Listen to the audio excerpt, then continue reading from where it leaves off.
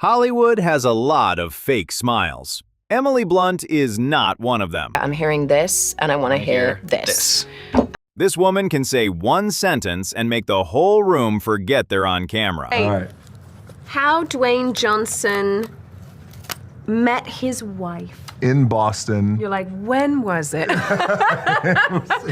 And the crazy part is, she never looks like she's trying. She just smiles, says the most dangerous thing possible, and lets everyone else deal with it. Bring it up. First, look at what happens when she sits next to Dwayne Johnson. The Rock is usually the biggest personality in the room. Next to Emily, he starts looking like the substitute teacher who lost control of the class. Ball and That's why you have a fake leg. a torn Achilles. No, I don't have it. That was not even a roast. That was just honesty with a British accent. I'm kidding. Take one of the hibiscus. And that is why their interviews work. Dwayne reacts big. Emily barely moves. Somehow, she still wins. Inspo. Just because people fall flat on their face, he fell flat on his face in Baywatch, as we all found out. But As we all found out. They were supposed to promote a Disney movie. Instead, every interview turned into two siblings arguing in public. You know when the first Jungle Cruise trip was? 1955. Well done, sir. Well done. Dwayne Johnson was on that ride in 1955. That is not press tour chemistry. That is emotional damage with studio lighting. Now watch how fast she switches targets, because Dwayne was not the only action star who had to survive her. Then there is Tom Cruise. But talking to people that you've worked with, you are known as this kind of the positive force on set. You know, we can do this. The kind of we can do this. Is it true that Emily Blunt did break your spirit? Tom Cruise is the kind of guy who hears, "This is impossible," and starts smiling. Emily is the kind of person who hears, "This is impossible," and says what everyone else is thinking. Look, you gotta how work. dare you? Did you see that? He went, you're always at you. That story is perfect. Tom turns pain into motivation. Insatiable positivity. I can just see it just starting to unravel. And he was pouring with sweat. I remember looking at him and he was like, guys, please roll. Please roll. And I just looked at him and I just went, oh, this sucks, like that. And he looked at me and he goes, it's a challenge. Emily turns pain into a punchline, and somehow both of them are right. But then she makes it worse, because apparently she also almost took out Tom Cruise behind the wheel. Approach the right-hand turn. I hear him going, break, break, break, break. break, break, break, break, break, break. Oh God, and break, break, break, break. Oh, and break the car. And I left it too late, and so drove us into a tree. Bro, imagine surviving every Mission Impossible stunt, then almost getting deleted by Emily Blunt in a car. Whew, that is not an action scene. That is an insurance claim. And I almost killed Tom Cruise.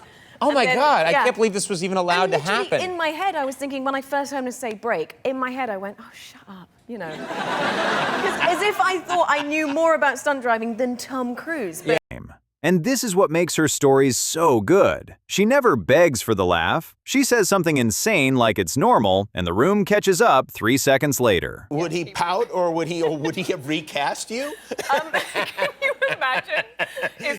Then came Ryan Gosling. Ryan is smooth. Ryan is charming. Ryan usually looks like he knows exactly what he's doing. Then Emily sits next to him, and suddenly the interview becomes two kids messing around when the teacher leaves. He can bake a muffin like nobody's business.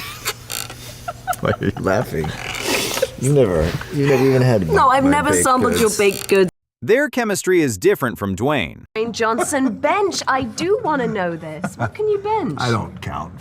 With Dwayne, she attacks. With Ryan, she plays. And honestly, that might be even funnier.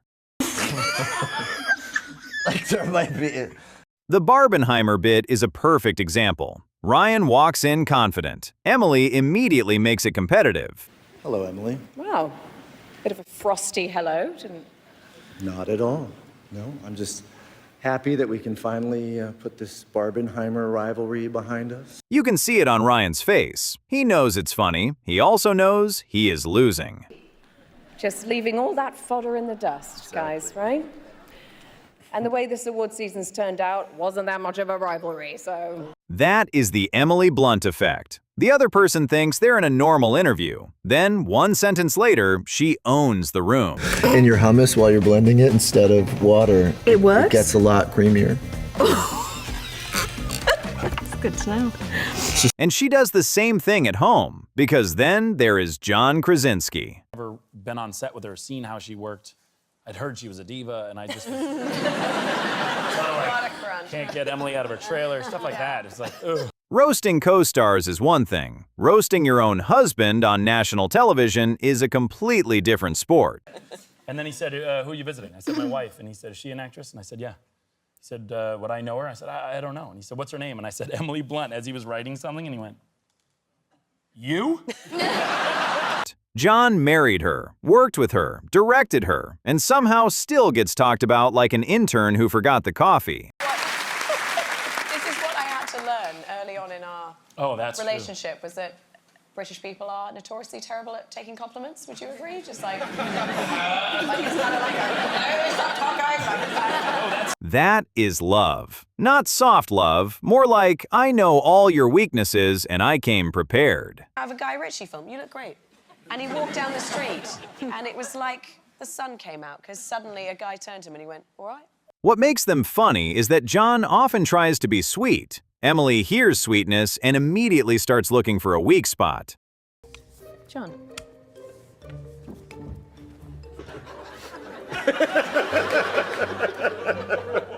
Not enough to ruin the moment, just enough to make it 10 times better. Over the shot go, and creature!